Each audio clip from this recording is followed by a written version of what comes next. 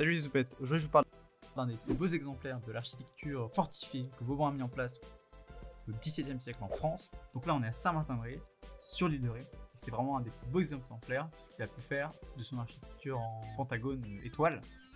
Et juste derrière moi, c'est la citadelle du coup de Saint-Martin-de-Ré. On voit il y a une citadelle au sein même d'une ville fortifiée. Je vais vous expliquer, ça va être très clair. Pour votre culture générale, il faudrait que vous sachiez qui est Vauban. Sébastien le prêtre, marquis de Vauban, c'est un mec qui est né dans le Morvan, donc un truc complètement paumé en France, au XVIIe siècle, vers 1020, un truc comme ça. Il est mort début 18e. C'est un mec très intelligent qui a vécu longtemps, qui a été au service de Louis XIV longtemps aussi.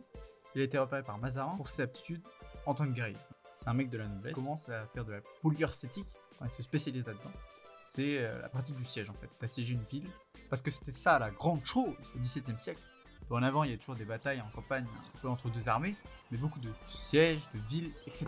Et donc, Saint-Martin-de-Ré est une de ces villes fortifiées, et là derrière moi, c'est une des deux portes qui permettaient d'accéder justement à Saint-Martin-de-Ré. Parce qu'il n'y a que deux portes, on a une de ce côté-là et une de l'autre côté, que je vais vous laisser regarder ici. Là vous voyez qu'il y a des vélos, parce que c'est le chemin emprunté en fait pour traverser la ville, puisque c'est la deuxième porte de la ville, la seule deuxième porte de la ville, enfin à l'époque de Vauban, qui est ici. Et donc vous voyez au-dessus dans le triangle la tête du roi Soleil, de Louis XIV, assez jeune. Mais qu'est-ce donc que cette porte avec le roi Soleil dessus? Mais remarques-tu pas que c'est justement Louis XIV? Les portes sont les deux seuls endroits qui sont décorés dans l'ensemble de la ville. Maintenant je vais vous expliquer factuellement comment il a organisé un peu sa défense, que ce soit efficace. En gros, là, ça c'est le bout d'un bastion, voilà. C'est là où il y avait normalement les canons. Vous voyez, on prend un peu d'air au-dessus.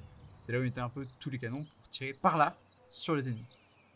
Et là où je suis, c'est là où plutôt il y avait les fantassins, normalement au début de l'attaque. Vous voyez, là on est ici. Et là il y a un peu 2 mètres de décalage. 1 mètre, 2 mètres de décalage. On est là sur le chemin couvert, là où il y avait les fantassins qui prenaient un peu comme ça. Et justement, venez voir avec moi. Là je vais grimper sur le glacier. Hop. Donc là, moi, fantassin, défenseur. Je me pose ici, bien, comme ça. Tac, bam. Et vous voyez là, on a une très bonne vision. Bien Luc, tu vois pas. Là, on a une très bonne vision. Parce que le glacier, il est un petit peu en pente, ça ne se voit pas beaucoup. Mais là, c'est une légère pente, comme ça, vers l'extérieur. Donc là, vous voyez, on voit les gendarmes. Typiquement, là, je suis dans une bonne position si les gendarmes m'attaquent. Je suis optimal, ok. Ici, les fantassins, ils ont 200 mètres de portée, à l'époque en gros, avec leur mousquet. Mais ils visent très mal, la vitalité de feu est très légère, mais ça permet quand même de dissuader un peu. Quand moi, fantassin ici, sur le chemin couvert, donc là, je me retrouve dans la merde, je vais descendre. Suivez-moi. Et je vais rejoindre le bastion, ou la demi-lune, le bastion, ou la demi-lune. Je me réfugie à l'intérieur de la ville, je prends les marches,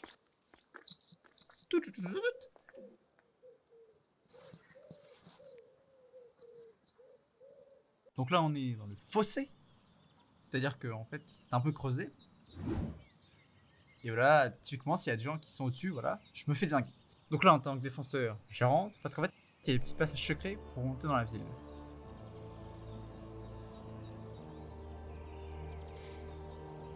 Comme vous le voyez là, ce qui est filmé, c'est un des petits passages secrets justement, pour que les fantassins puissent revenir au moment où ils descendent du glacier, se réfugient dans la ville, entrer, qu'on mure par la suite et qu'on défend.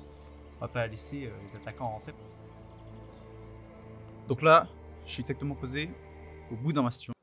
Là, c'est la pointe du bastion juste là. Et donc, comme vous le voyez, on voit très bien l'autre bastion et la demi-lune qui est juste là. Ok? Et donc à partir d'ici, c'était là où étaient posés les canons. Et vous voyez que tout là, on a une très bonne vision et donc on peut aisément bombarder vraiment toute la plaine. Pratique quoi. Et là, vous voyez qu'il y a le chemin couvert juste là, le glacis et légère pente. Hop. Et donc moi, en tant que défenseur sur mon bastion ici, tout l'intérêt des 6 bastions, c'est qu'ils se protègent les uns avec les autres. Et donc, j'ai une très bonne vision sur l'autre bastion, là, juste là. Je peux tout à fait tirer avec les canons et les mousquets sur toute la surface, en fait.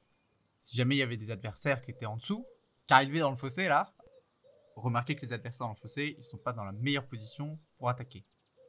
Regardez là, dans le fossé, les petits gueux là, on leur jette des cailloux.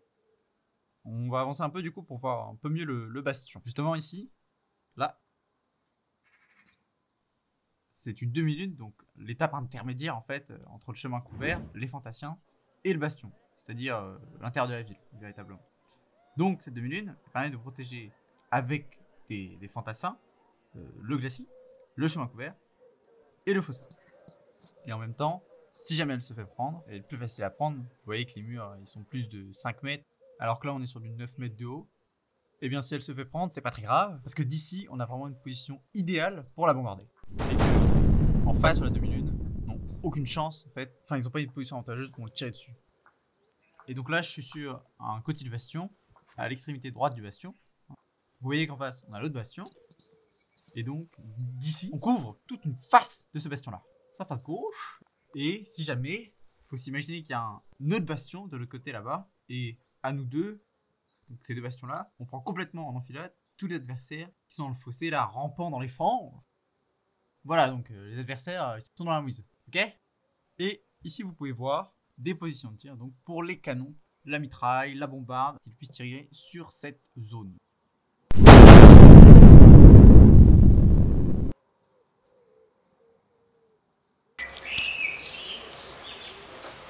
C'est de toute beauté.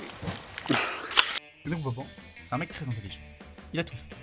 C'est quelqu'un qui a défendu Louis XIV de faire passer son édit sur la révocation du Nantes justement contre les protestants. Donc il était plutôt pour les protestants. Pareil, il a fait un côté sur la reproduction des cochons. Plein de trucs comme ça en fait. Il a vachement bien géré aussi sa seigneurie. Il a accru sa richesse. Et entre autres, il a été un grand guerrier. Il a été un des grands stratèges. Il a aussi voilà, été au siège de Maastricht en 672, où il a vaincu forcément. Il a développé une technique spéciale d'attaque dans son traité d'attaque des sièges et des villes. Là, je suis sur une demi-lune, donc comme vous voyez, la mer derrière. Mais tout le monde s'en fout de ça. Vraiment, c'est inutile. Là, je crois qu'on voit même pas la mer en plus. Le petit cycliste là. Pourquoi les gens ils sont encore là? Abonnez-vous. Voilà, on a Saint-Martin là, et à côté de la mer, puisque je vous ai dit que c'était un port. Là, il y a un phare juste là. Je peux filmer lui. Et le port juste à gauche derrière moi. Donc là, il y a le Pertuis breton, ici. Et en fait, la Rochelle est juste derrière moi, là-bas. Même en fait, derrière le petit bastion, là-bas, là, voilà. Vous voyez. Et donc, en fait, cette position est un peu moins stratégique, parce qu'on n'est pas vraiment dans... Enfin, c'est pas la baie de la Rochelle. C'est là-bas où il y a eu beaucoup de fortifications devant, parce que la Rochefort, tout ça, Arsenal-les-Rois, voilà. Rochefort, j'aime tout à fait cette ville. Et voilà, là, l'océan Atlantique, voilà, on a goûté les anglais de la Rochelle un sacré paquet de fois. Ah, cette masterclass de comté. Derrière moi, la citadelle de Saint-Martin-de-Ré. C'est un peu une forteresse Vauban, c'est même une forteresse Vauban. Là, il y a un bastion, un deuxième bastion là-bas. Et ici, ça a été transformé en camp de transportation, voilà, avant en fait d'aller au bagne. Et donc Alfred Dreyfus est passé là, avant d'aller à l'île du Diable. Pas mal, c'est un peu classe. Et maintenant, c'est la plus grande maison centrale de France. Super, hein, ça vous embauche à quoi, hein. Toc. Et ici, une petite vidéo sur un autre projet urbanistique nettement plus moderne, mais tout aussi intéressant. Bisous. Bisous,